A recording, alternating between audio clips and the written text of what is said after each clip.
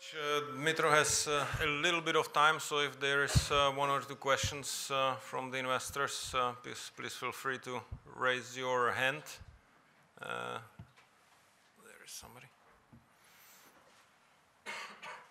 Hi, thank you, Dmytro. That was very interesting. My name's Isaac Schwartz. I'm from the United States. My question is on anti-corruption. Could you talk about a few of the technical strategies that you have for countering it, and does some of it involve rationalizing the size of the government and also increasing salaries of certain areas of the government? Okay. Thank you for the question. So there's a couple of things where we understand that there is areas of corruption. The biggest area of corruption is government procurement. As one of the ways to address the government procurement with the civil society, we introduced e-procurement system, which we launched last week. The department, the presidential administration, the Ministry of Economy, Ministry of Justice, Energoatom, Ministry of Defense are using the system. It's currently is not scaled for the whole procurement because we have to make some legislatory changes. But currently it's used for under certain threshold procurement. It's already in test and it's already working, and it's already, for example, in the Ministry of Defense, 25% less price. It's online training.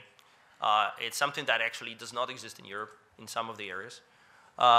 It's already in place. So this is, I'm going to go through a very kind of glimpse of things to be done.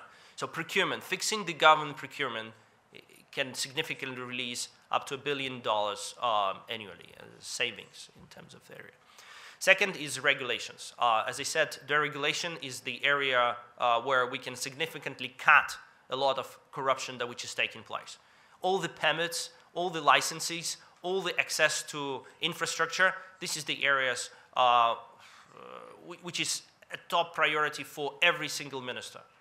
And again, there's a big document where we list in all the regulatory things that, and usually when we analyze, which I would like to highlight the work done by civil society, is a business in Ukraine, they actually try to analyze and investigate how corruption works for each particular permit, who pays whom for what, for access to electricity, for access here and there, speeding up the process. Area where we would like to address the petty corruption, which is related to the citizens sometimes paying bribes to civil servants, is area where people would like to speed up the process. And that's introduction of administrative services in electronic forms. It's very, very clear. This is the way to address. It's not easy because we have to make some changes in legislation, which is complex. That's why we made an initiative called Digital Ukraine, where we're going through the set of legal changes that we need to start happening, where people should be able to talk to the government with simple email, with no digital signatures and other things, which is weird, where where electronic documents will be defined in a simple way versus the old kind of Soviet security service invented electronic doc flow, and so on. We try, so this is the area, so procurement, regulations, electronic services. Going further we're going up. We're saying with the high officials is Anti-Corruption Bureau, and there is a very detailed plan, not only about who will be the person the person who will be appointed for this role, and the process already started. It's also very detailed how it should be construction, how it should be function, who is responsible, how the organization should look like, or this is work done by the group of consultants already. So there's, at the moment that the person is appointed, he will actually have a full detailed blueprint. I think it's 10 pages project plan, just project plan, detailing each stage what's happening there. It's still not enough. It's still not enough. Civil servant, and finally I will comment on civil servants. The compensation of civil servants is extremely low. And it will be ridiculous to accept the fact, and I had a big fight with IMF team around this topic, because if we expect a person to speak foreign language, have pretty good computer skills, ability to search and analyze information, As an example, we're now testing everybody who goes into presidential administration with ability not only to read, but also understand what you read and make some conclusions. And it's interesting exercise, believe me. Actually, UN is doing this, so it's no surprise. And EU is doing this, so it shouldn't be a surprise. And then you're expecting people to read laws and draft laws and comment on laws. They've been able to analyze data, and you're expecting to pay $50 a month for that kind of job. So it's just ridiculously assumption. Expecting there will be a lot of business people and volunteers who's going to join the crowd is just non-sustainable. We fully understand that. So there's the work done. I don't want to disclose because it's still in the process of discussion, how we can introduce a temporary mechanism to finance, to support government officials, those who come to the government, but in the model which is very business-like. So you deliver results, and then you can receive extra payment. But we need to bring the new public service law. The new public administration law is already developed during the last 6 months. It's currently under review of the Cabinet of Ministers, and it needs to come in first quarter to the Parliament for the voting. So the law is being developed and assessed by European Union, Sigma, and others. But the key challenge is actually financials. And this is the area where we need to have a temporary mechanism for 2015.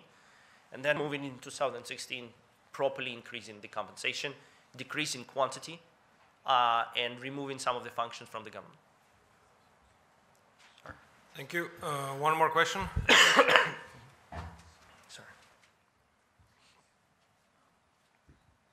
Thank you for your service and coming here and explaining this to us.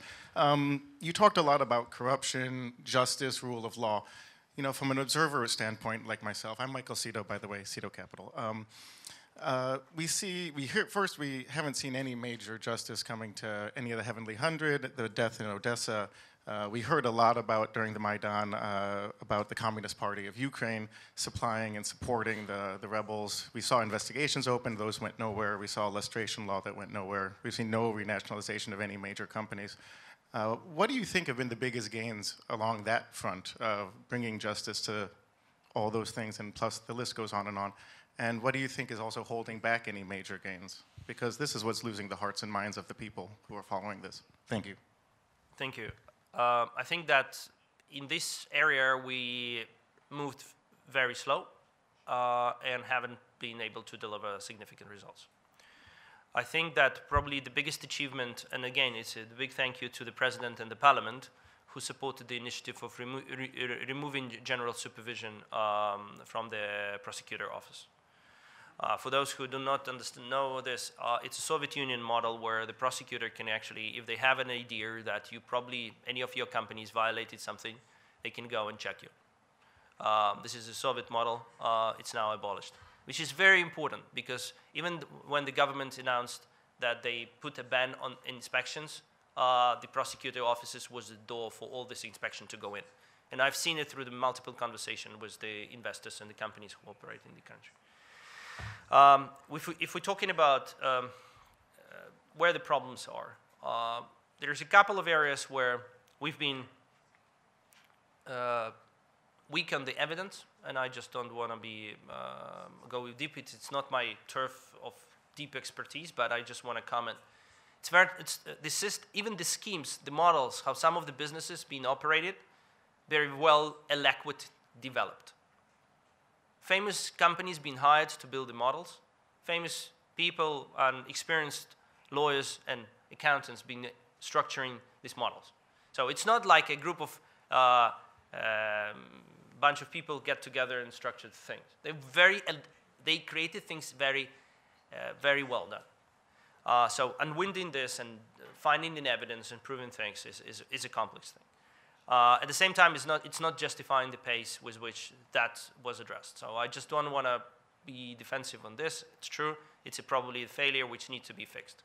And we all have seen with the changes in the general prosecutor in some of the actions that's already taking place.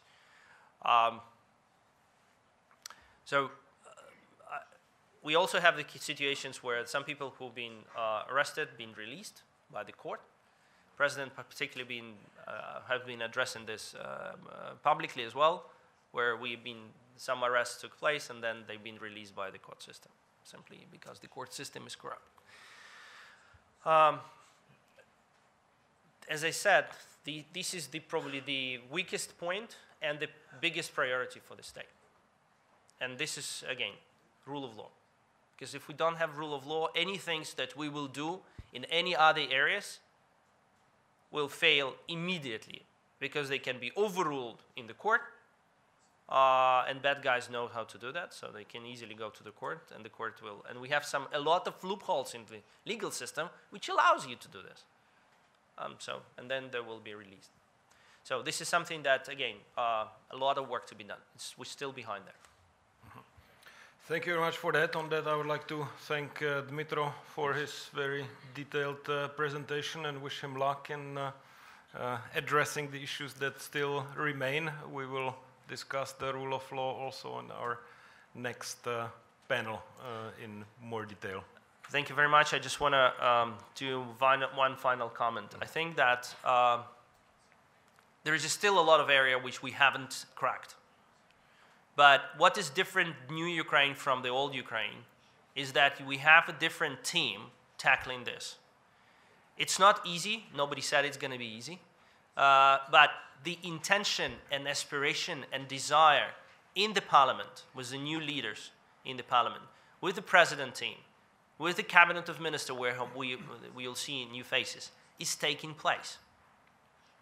It's an interesting experience how a group of approximately 100 people can go into the government in broad sense of this, and try to change it completely.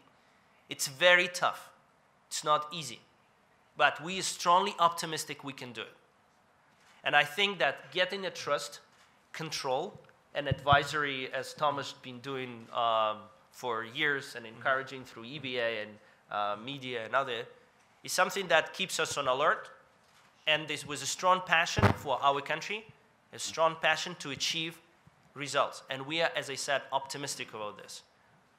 This is the position of the President, Prime Minister, and the whole team who wants to make Ukraine to succeed. Thank you.